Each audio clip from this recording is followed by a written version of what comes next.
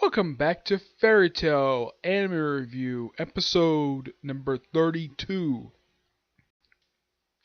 This one I'm viewing the 300th episode of the anime, Historia of Corpses.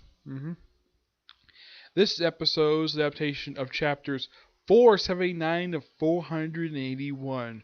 First, we start off with the ending of the battle, continue the battle between.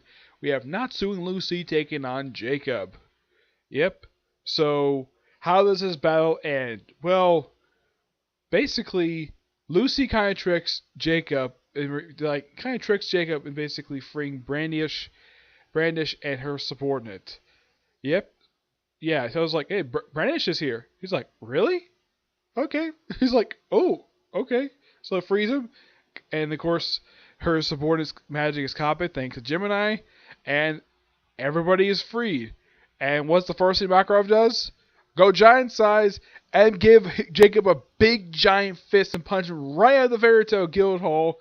And of course, Natsu went after him and basically uses his King Fire Punch on him and also evaporating an entire lake.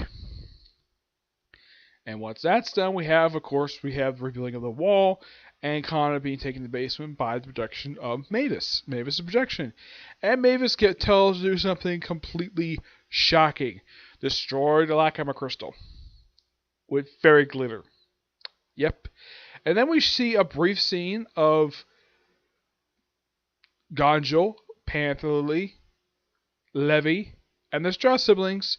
Well, they arrive at the right battlefield looking for Blue Pegasus and Sabretooth.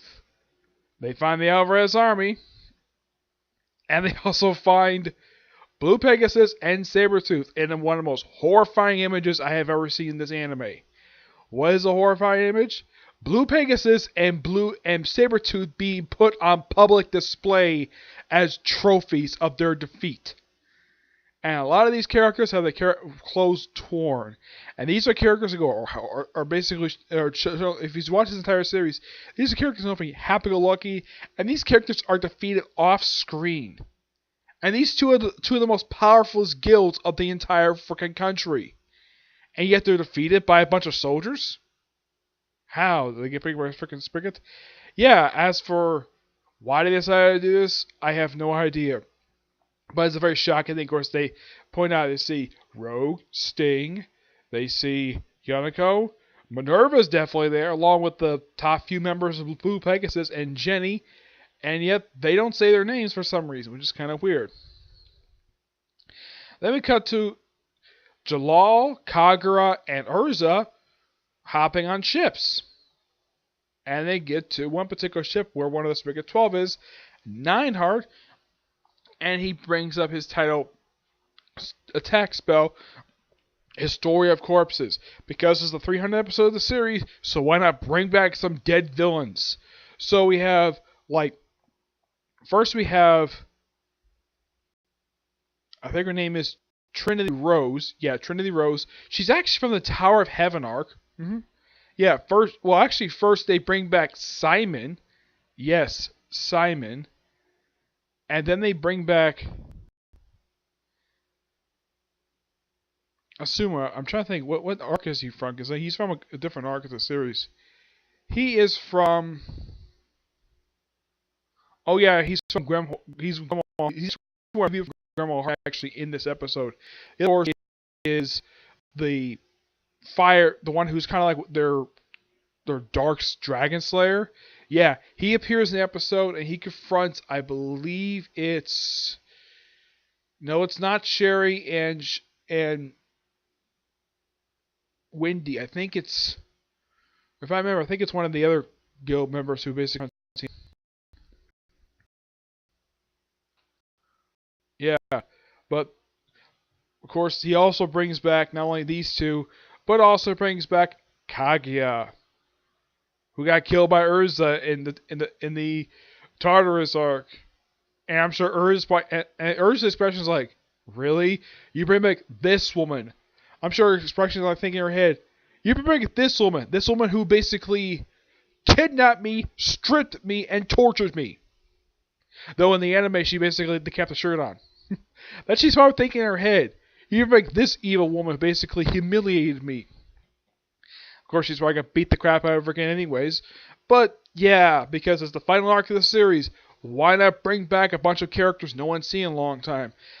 This is kind of similar to that of the Fourth Great Ninja War. And of course will happen in the final arc of during the Thousand Year Blood War arc for Bleach. Let's have during the final arc of the series, let's remake a bunch of characters who have died of the course series as something. Though in the case of the Fourth Great Ninja War for Naruto, it's reanimated it's basically the the the reanimated corpses. The other one is basically just zombie, almost kind of like zombie-ish things. Yeah, these are basically Frankenstein-esque things that are brought together by the captain of Squad 12. Yep.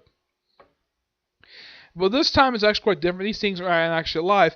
They're just illusions casted by Nineheart. And of course, you also have Juvia being crucified, the Necromancer from the Tartarus arc. We also have Gray and Leon confronting their dead master, Uar. And I don't know if anybody sees this woman. Like, I'm sure they probably could comment to Gray and Leon, like, damn, your master was smoking hot. Because no denying, she's a beautiful woman. Yeah, and she had one beautiful woman as a daughter. Though she also has sort of an adopted granddaughter for Melody. Yeah, it's kind of hinted at that maybe Leon may be attracted to Melody. Oh yeah, Melody is the one who actually confronts one of the people from Grandma Heart. Because that's the thing about this particular the last two arcs. Just bring back characters or things from previous arcs. In the case of this arc, we have stuff back from the Tartarus arc, and of course, Tower of Heaven. Why the heck not? Yep. Though, and also Tenero Island. So basically, for Urza, she confronts 3 villains in this episode from 3 arcs she actually fought herself. In the case of Melody, it's from the Tenero Island arc. In the case of Wendy and Sherry, I'm not sure when they fought this creature. Yeah, I don't remember it, because I don't remember this creature ever showing up in the series. And of course, Altair, obviously. Yeah, I was imagining, yeah, it was quite obvious Altair. Thank God it's not that gigantic creature that basically sacrificed himself to freaking imprison. Yes, thank God for that. Yeah, and then the episode ends we also have Jalal and Kagura being thrown off a ship and being trapped by anchor chain. But Kagura basically decides to rescue Jalal despite the fact she freaking hates the man for murdering her brother. And yeah. And of course, it gets to the dock, and the episode ends with Kagura looking like she's about to take her sword and kill Jalal, but she puts down her katana. Yep. So, quite a good episode. Starts up with comedy, ends with something, and we go to something dark, and then we go to something pretty serious, but a little more lighter than what we got before. So like I said, comedy, very dark, a little more lighter, serious, like very dark, and then of course lighter, serious. Yeah. So I'm definitely looking forward to next week's episode because it's continue this, and I'm also gonna be glad to see that Gray's gonna see his master. I mean, it's gonna be interesting on this series where Gray can see his master the first time since he was a little boy. Yep. I hope at one point they actually will adapt the actual miniseries that actually kind of explains his journey from when his master up until he joined Fairy Tail, because that's a quite interesting story, especially as the first chronological appearance of Juvia in the series, which is kind of set like after one of her flashbacks, but has the unofficial first meeting of Juvia and Gray. Though here's kind of the thing: this scene is never brought up in the series at all, but I'm sure it's canon because, well, the creator of Fairy Tail probably definitely approved it, so I'm sure it's canon. Yep. Oh yeah, also Locke says he confronts his dead father. Yep. Though if I remember correctly, he didn't die. I think he was put in jail. Yeah, I think he went to jail. Yeah, this is basically his father, who was the former master of the guild. I believe it's like Blacktail. I think it's Raventail. Yeah, Raventail. Yeah, but it's gonna be interesting. for next week's episode. Yep. So yeah, that's it for this particular review. I have 2 videos planned for tomorrow. We'll review the first episode of season 2 for One Punch Man, and the newest episode of Ace Attorney. Yep. But see you in the next review. Bye.